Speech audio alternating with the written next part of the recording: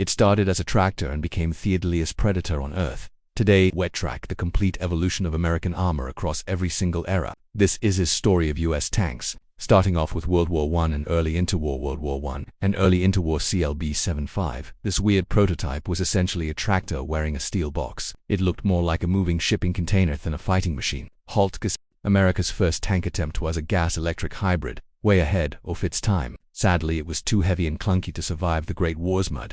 Skeleton tank. This bizarre machine was mostly air. Designers used iron pipes for a massive frame, hoping to cross wide trenches without getting stuck or weighed down. Ford 310 and M1 918. Basically, the Model T of tanks. Small, cheap, and designed for swarms. It was meant to overwhelm enemies, but the war ended before mass production began. Then M1 917 light tank series. Essentially a licensed copy of the French Renault FT. This tank became the backbone of early American armor, serving loyally for years after the war ended. Mark 8 Liberty, a colossal joint effort between Britain and America. This behemoth was so long it could span wide trenches, but its sheer size made it a logical M1921 medium tank, an important shift from tiny tanks. This model featured a fully rotating turret. It helped set the stage for almost all future tank development. M1922 medium. This evolution focused on suspension, using a complex cable system that was supposed to make the ride smoother, but mostly just made maintenance a headache. Up next, T1 light tank series. These 1926 experiments tested new ideas. They were surprisingly fast for the time, but lacked the heavy armor needed to survive actual combat. T1 Christie M1919. Designed by the legendary Walter Christie. This radical convertible ran in tracks or wheels. It was incredibly fast on roads, but the military found it too weird. T2 medium tank. A heavy boxy prototype trying to force a large cannon and machine guns together. Ultimately, it was just too heavy and underpowered to actually work well. Next up, interwar M1931. Christie Walter Christie's masterpiece. Its revolutionary suspension allowed it to literally fly over rough ground at speeds totally unheard of in the early 1930s. M1 light tank series. 2 bypass legal rules. The cavalry called the second bat cars instead of tanks. They were fast, lightly armored speedsters focused accidentally on scouting missions. M2 light tank series. The direct ancestor to the infamous Stuart. Early versions had multiple turrets like a battleship, but it eventually settled on a reliable standard layout. T4 medium tank. A fast medium tank, borrowing Christie's. It showed promise on roads, but threw a tantrum whenever the ground turned into a muddy mess. Up next, T7 combat car. An experiment in extreme speed using wheels. It was lightning fast on flat ground, but lacked the versatility to be a real frontline tank. N2 medium tank series. This tank was a machine gun porcupine pointing in every direction. It wasn't a great fighter, but a taut designer showed a medium tank should actually be Marmon Harrington CTLS series. Tiny light tanks built mostly for export. They weren't powerful, but were cheap, easy to build, and simple to maintain during the chaotic early war. Next up, World War II World War II M3 Stuart series. Famous for speed and reliability. British crews affectionately nicknamed this light tank Hoonie. It became a favorite for scouting missions throughout the entire Second World War. MTLS-1G14. A strange design with 2 main cannons and 1 turret. Originally built for the Dutch, it ended up mostly as a quirky trainer for American forces. CTM's another export design that saw limit. This 3-man light tank tried to pack a punch, but never really found its place in the US arsenal. Now this SDS M3 Lee Grant series, a tall awkward stopgap with a massive gun in the hull. Not the turret.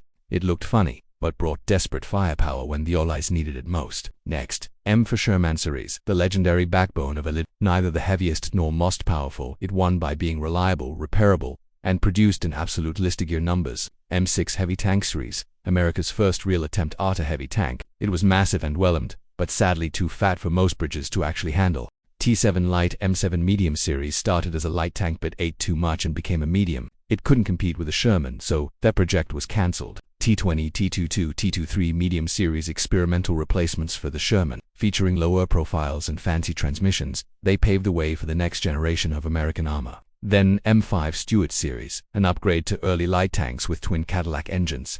Exceptionally fast, it stayed useful long after heavier armor outclassed it. Then M22 Locust. This tiny tank could be carried in a glider, meant to support paratroopers. Its paper-thin armor made it very vulnerable once it hit the T14 heavy tank, a joint British project to create a heavily armored Dassault tank. Only a few prototypes were built before everyone decided mobility was more important.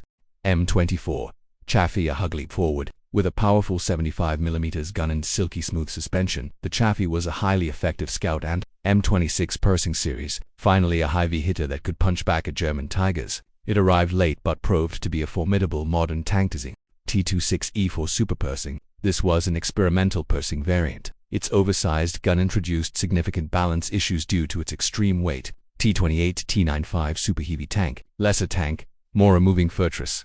Incredibly slow. It needed for sets of tracks just to support its massive weight and thick armor. T29 Heavy Tank Series. Designed to hunt Kintigers, this monster featured a mass. It never saw combat, but its design influenced many Cold War designs. Up next, T30 Heavy Tank. A heavy tank variant, equipped with a massive 155 mm. It was designed for sheer demolition power against the toughest enemy bunkers. T32 Heavy Tank Series, essentially a Persing on steroids. It has similar parts but featured much thicker armor and a more powerful long-range cannon for sniping. T34 Heavy.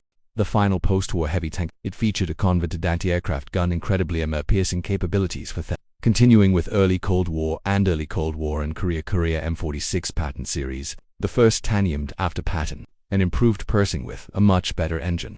It served as the main battle tank during the Korean War. T41 Light Tank. This experimental scout eventually evolved into the Walker Bulldog, designed to be fast, agile, and light enough to be thrown out of an M41 Walker Bulldog series, a successful light tank known for agility and a punchy gun. It saw extensive service globally and was a crew favorite for being easy to drive. Now, this T42 medium tank, meant to replace older medium tanks. The hull was mediocre, but the turret was so good it was eventually stolen for the M47 Patton. M47 Patton series, a hybrid Frankenstein design, combining a new turret with an older hull to rush it into production during the height of the Cold War. M48 Patton series, a completely new design that became Theocon of the Vietnam era. It featured a rounded turtle hull and turret for excellent protection. T54 Medium series, attempting to stuff a massive gun into a medium chassis. It used an oscillating turret to maximize firepower without making the tank huge. Up next, T69 Medium Tank, a unique experiment with a bobbing oscillating turret, and it was part of a push to automate tanks and shrink the crew size.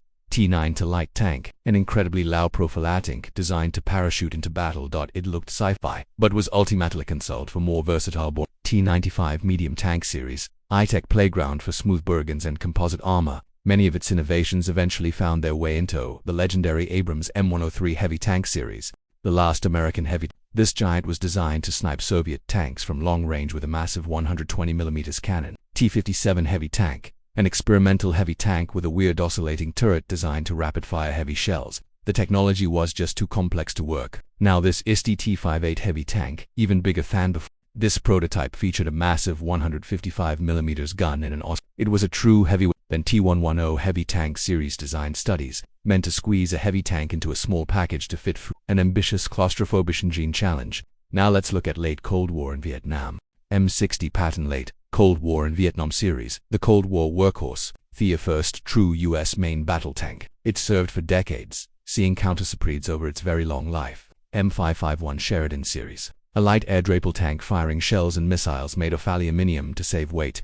It was basically a soda can with a gun. MBT-70, a sci-fi joint project between the US and Germany, packed with futuristic gadgets. It sadly became too expensive and complex to build. XM803, a budget version of the ambitious MBT-70. It tried to keep the cool features while making it practical for mass production. M60A2 Starship, nicknamed the Starship for its futuristic design.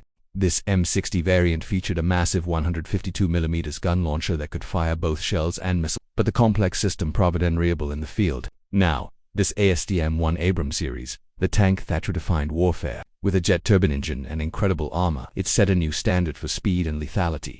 RDFLT, a rapid deployment light tank designed for air travel. It featured a high-velocity gun and a tiny profile to stay hidden while scouting.